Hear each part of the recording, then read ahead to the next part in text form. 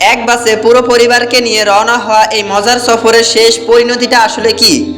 মহিদুল মহিমের গল্প ও পরিচালনায় আসছে নতুন বিশেষ নাটক ফ্যামিলি এক্সপ্রেস, যেখানে ভালোবাসা, হাসি আর পারিবারিক নানা রঙের মেলা বসবে। ইরফান সাজ্জাদ, সাদিয়া আয়মান, ফারুক আহমেদ সহ এক ঝাঁক তারকার উপস্থিতি এই বাসের প্রতিটি সিটে নিয়ে এসেছে আনন্দের নতুন হাওয়া। দর্শকদের দীর্ঘ অপেক্ষার অবসান ঘটিয়ে খুব শীঘ্রই সুলতান এন্টারটেনমেন্ট অফিসিয়াল ইউটিউব চ্যানেলে রিলিজ হতে যাচ্ছে নাটকটি।